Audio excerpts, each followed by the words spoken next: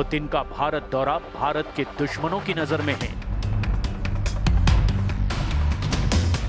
क्योंकि इस दौरे पर सबसे ज्यादा चर्चा हो रही है रूस के दो बहुत ही खतरनाक हथियारों की। पहला है S-400 एयर डिफेंस सिस्टम, जिसकी नई स्क्वाड्रन पर समझौता हो सकता है, और दूसरा है रूस का सुखोई 57 लड़ाकू विमान, जिसको बेचने का ऑफर रूस की तरफ से लगातार आ रहा है। भारत और रूस की रणनीतिक साझेदारी, जिसमें हथियारों का भी तड़का है और एक दूसरे के हितों की खातिर ढाल बन जाने का जज्बा भी। भारत और रूस की दोस्ती दुनिया की हर पार्टनरशिप पर हमेशा भारी साबित हुई है, चाहे वो भारत अमेरिका के बीच के संबंध हो या फिर भारत और चीन के संबंध। जब रूस और यूक्रेन में बहुत खतरनाक युद्ध चल रहा है, इस दौरान पुतिन का देश से बाहर जाना बहुत कम हुआ है। इसकी वजह है यूक्रेन युद्ध को लेकर उनके खिलाफ जारी गिरफ्तारी वारंट, जो आईसीसी यानी अंतर्राष्ट्रीय अपराध न्यायालय ने जारी किया है। लेकिन भारत आईसीसी का सदस्य नहीं है, इसीलिए उसके वारंट को लागू करने के लिए बाध्य भी नहीं है। यूक्रेन युद्ध के बीच रूस का हर हथियार नाम कमा रहा है। रूस के ड्रोन से लेकर उसकी मिसाइल पावर तक, जिसने यूक्रेन में कोहराम मचाया हुआ है, इस वक्त नेटो के लिए बहुत बड़ा चैलेंज बने हुए हैं। लेकिन पुतिन के प्रीमियम क्लास के हथियार ऐसे हैं जिनको अब तक युद्ध में पूरी तरह नहीं उतारा गया है, और इन्हीं में दो सबसे खास हथियार हैं, S-400 एयर डिफेंस सिस्टम और 5वीं पीढ़ी का फाइटर जेट सुखोई 57। ये दोनों हथियार इस वक्त भारत की मिलिट्री ताकत बढ़ाने के लिए तैयार हैं। दोनों ही रूस के सबसे नए और सबसे आधुनिक हथियारों में गिने जाते हैं, और ये नेटो देशों के लिए भी ऐसी पहेली बने हुए हैं जिसका जवाब वो अब तक नहीं तलाश पाए हैं। ये दोनों ऐसे हथियार हैं जिनका असली इस्तेमाल तब देखने को मिलेगा जब रूस और नेटो के बीच सीधी टक्कर होगी। यूक्रेन के युद्ध में अभी तक पुतिन की ऐसी ही ताकत देखकर नेटो देश पर्दे के पीछे से एक्टिव हैं। इस वक्त लड़ाकू विमानों में सबसे ज्यादा चर्चा रूस के सुखोई 57 की हो रही है।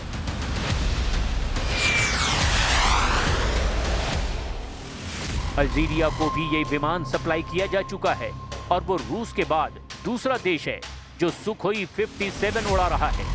ऐसे में बड़ा सवाल ये है कि क्या भारत भी अब सुखोई 57 खरीदेगा, क्योंकि रूस की तरफ से इसे लेकर बहुत बड़ा ऑफर भारत को दिया जा चुका है। सुखोई 57 5वीं पीढ़ी का स्टेल्थ फाइटर जेट है, जो रडार की पकड़ में नहीं आता। रडार सिग्नेचर कम करने के लिए इसके एयरफ्रेम को अलग तरह से डिजाइन किया गया है। इसमें रडार तरंगों के लिए खास कोटिंग है, और इसके इंजन नोजल्स भी अलग तरह से डिजाइन किए गए हैं। इसका थ्रस्ट वेक्टर कंट्रोल इसे तीखे मोड़ लेने की खूबी देता है। ये खासियत भारत के सुखोई 30 विमान में भी है, और यही रूस के फाइटर जेट को और फुर्तीला बना देती है। इसमें सुपर क्रूज की खासियत है, यानी बिना आफ्टर बर्नर के ये सुपरसोनिक रफ्तार पर उड़ सकता है। ये समझिए कि एक्सीलरेटर का ज्यादा इस्तेमाल किए बिना ये तेज रफ्तार बनाए रखता है।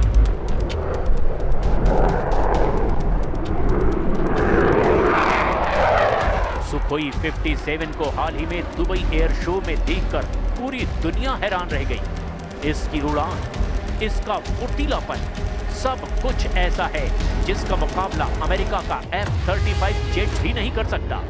हालांकि F-35 रूस के सुखोई 57 से बेहतर है, इसका दावा डोनाल्ड ट्रंप लगातार करते रहे हैं। दुबई एयर शो में ये विमान एक साथ एक ही हवाई अड्डे पर मौजूद थे। एयर शो में तो इनकी टक्कर पूरी दुनिया ने देखी है, लेकिन युद्ध वाले आसमान में इनका एनकाउंटर अभी तक नहीं हुआ है, क्योंकि अगर ऐसी नौबत आई तो समझ लीजिए वर्ल्ड वॉर का खतरा पैदा हो जाएगा। 14 मीटर लंबा ये जहाज 10 टन वजन के हथियार लेकर उड़ सकता है। इसकी अधिकतम रफ्तार 2600 किलोमीटर प्रति घंटा है और रिफ्यूलिंग के बाद ये 5500 किलोमीटर के दायरे में ऑपरेशन कर सकता है। दुबई एयर शो में सुखोई 57 ने अपना इंटरनल वेपन बे भी दिखाया था, जिसमें हथियार छुपा कर रखे जाते हैं ताकि रडार क्रॉस सेक्शन कम किया जा सके। भारत के लिए सुखोई 57 जैसा कोई स्टेल्थ विमान जल्दी लेना एक मजबूरी भी है, क्योंकि पाकिस्तान को चीन अपना J-31 स्टेल्थ फाइटर देने वाला है, जबकि भारत का अपना स्टेल्थ प्रोजेक्ट AMCA यानी एडवांस्ड मीडियम कॉम्बैट एयरक्राफ्ट 2025 से पहले वायुसेना में शामिल होना मुश्किल नजर आता है।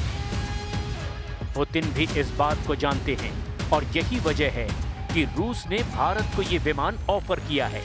वैसे पुतिन का ये विमान अब रूस के हर दोस्त को पेश किया जा रहा है और भारत भी इसी फहरिस्त में है। रूस की तरफ से ये भी ऑफर है कि सुखोई 57 को भारत में ही बनाया जाए, जैसे भारत सुखोई 30 MKI को पिछले 2 दशकों से HAL यानी हिंदुस्तान एरोनॉटिक्स लिमिटेड की फैक्ट्री में बनाया जा रहा है। वैसे भारत के लिए सुखोई 57 जैसा ऑफर 2015 में भी था, जब FGAFA यानी कि 5th जनरेशन फाइटर एयरक्राफ्ट वाले प्रोजेक्ट में भारत जॉइंट डेवलपर की हैसियत से शामिल हुआ था, लेकिन 2018 में भारत ने इस प्रोजेक्ट से हाथ खींच लिए थे। अब 10 साल बीत गए और अब भारत को ये मौका फिर मिला है और ये विमान पुतिन के दौरे का सबसे खास हिस्सा कहा जा रहा है। साल 2021 के बाद पुतिन का पहला भारतीय दौरा है और मौका है भारत रूस का 23वां सालाना शिखर सम्मेलन। पुतिन अब तक भारत का 9 बार दौरा कर चुके हैं। ये उनका 10वां भारत दौरा है। पहली बार पुतिन साल 2000 में भारत आए, इसके बाद 2002 में भी वो भारत आए। इस दौरान भारत की कमान अटल बिहारी वाजपेयी संभाल रहे थे। पुतिन 2004 में भारत आए, वो 2007 में भी भारत आए, तब वो गणतंत्र दिवस पर देश के मेहमान थे। पुतिन 2012 में भी भारत आए थे। इस दौरान डॉक्टर मनमोहन सिंह देश के प्रधानमंत्री थे। इसके 2 साल बाद पुतिन 2014 में भारत आए। 2016 में उन्होंने गोवा में ब्रिक्स समिट में हिस्सा लिया। पुतिन 2018 में भी भारत आए। इस दौरान प्रधानमंत्री मोदी से मुलाकात हुई और भारत रूस के बीच कई समझौते भी हुए। 2021 में भी पुतिन भारत आए थे और अब 2025 में उनका दौरा हो रहा है। पुतिन का भारत दौरा ऐसे वक्त में हो रहा है जब यूक्रेन युद्ध चरम पर है और पुतिन और डोनाल्ड ट्रंप की बातचीत बेनतीजा रही है। अगस्त में अलास्का में हुई पुतिन ट्रंप की मीटिंग से लग रहा था कि कोई नया नतीजा सामने आ सकता है, लेकिन अब भी यूक्रेन और रूस के बीच युद्ध लगातार जारी है और पुतिन ने अब ऐसे हालात पैदा कर दिए हैं कि ज़ेलेंस्की के सामने सरेंडर के अलावा अब कोई रास्ता नहीं बचा है। इसकी वजह है पुतिन की घेराबंदी, जिसमें S-400 जैसे हथियारों की बहुत बड़ी भूमिका है। भारत रूस के बीच S-400 की 5 रेजिमेंट का सौदा हुआ था। ये डील 5 अरब 43 करोड़ डॉलर की थी। अभी भारत के पास ऐसे 3 सिस्टम आ चुके हैं, 2026 में आने बाकी हैं। उम्मीद है कि पुतिन के भारत दौरे पर S-400 की और यानी अतिरिक्त 3 से 5 रेजिमेंट खरीदने पर बात हो। भारत को मिला S-400 भी अब पाकिस्तान और चीन वाले 2 फ्रंट पर गेम चेंजर हथियार बन चुका है। S-400 ऐसा एयर डिफेंस सिस्टम है जो मिसाइल के खिलाफ भी कारगर है। भारत ने रूस से ऐसे सिस्टम खरीदकर पाकिस्तान की एयरफोर्स को ये एहसास दिला दिया है कि उसके लिए खतरा बहुत ज्यादा बढ़ गया है। ऑपरेशन सिंदूर में S-400 की रडार कवरेज ने इसका ट्रेलर दिखा दिया है।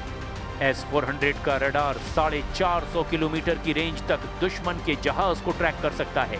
इस सिस्टम में 4 अलग अलग रेंज की मिसाइलों को दागा जा सकता है, जिनकी रेंज 40 किलोमीटर, 120 किलोमीटर और 250 किलोमीटर और 380 किलोमीटर होती है। ऑपरेशन सिंदूर में सबने देखा कि पाकिस्तान के विमान जब उसके ही एयर स्पेस में थे, तब भारत उनको आराम से ट्रैक कर पा रहा था। भारतीय सेना का दावा है कि आदमपुर में तैनात S-400 के जरिए एक पाकिस्तानी टोही विमान को 314 किलोमीटर दूर पाकिस्तान की सरहद के अंदर ही मार गिराया गया था। यानी S-400 पाकिस्तान को आज भी बहुत बुरे ख्वाब दे रहा है। इसकी गारंटी 100% है।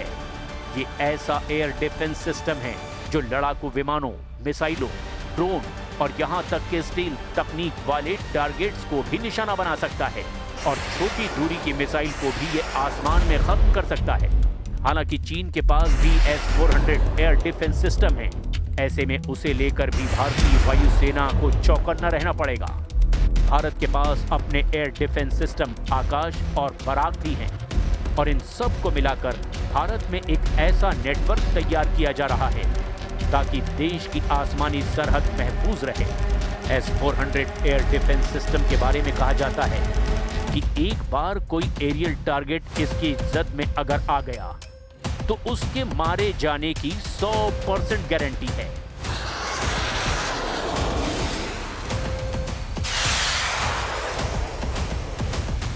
दुश्मन का ख्याल रखने के लिए ऐसे हथियार हमेशा गेम चेंजर बने रहेंगे और अब इसमें इजाफे का वक्त भी आ गया है। रूस का प्रस्ताव है कि वो भारत को S-400 की 50% तकनीक दे सकता है ताकि इस एयर डिफेंस सिस्टम के कुछ हिस्सों को भारत में ही बनाया जा सके। लेकिन ये तभी मुमकिन हो सकता है जब भारत आगे इस डिफेंस सिस्टम को लेकर कोई डील करता है। इसमें कोई शक नहीं कि पिछले 10 से 15 सालों में भारत ने हथियारों को लेकर अपनी पसंद में कुछ बदलाव किए हैं। अब रूस के हथियारों के अलावा भारत की नजर पश्चिमी देश, खास तौर पर फ्रांस और अमेरिका के हथियारों पर भी है। यही वजह है कि राफाल जेट खरीदने से पहले भारत अमेरिका के C-17 ग्लोबमास्टर, C-130 और पोसाइडन P-8I जैसे विमान खरीद चुका है। सीप्री यानी Stockholm international peace research institute की रिपोर्ट के मुताबिक 2009 में भारत ने 76% हथियार रूस से आयात किए थे। 2015 तक ये आंकड़ा 55% हो गया और 2024 तक भारत ने 36% हथियार ही रूस से आयात किए, यानी रूस पर निर्भरता कम हुई है। भारत की फौज में इस वक्त T-90 टैंकों से लेकर ब्रह्मोस सुपरसोनिक मिसाइल और नौसेना के कई जंगी जहाजों पर रूस की मुहर है। पनडुब्बियों की बड़ी फहरिस्त में किलो क्लास की पनडुब्बियां हैं जो 80 और 90 के दशक में रूस से खरीदी गई थी और आज भी वो एक्टिव हैं।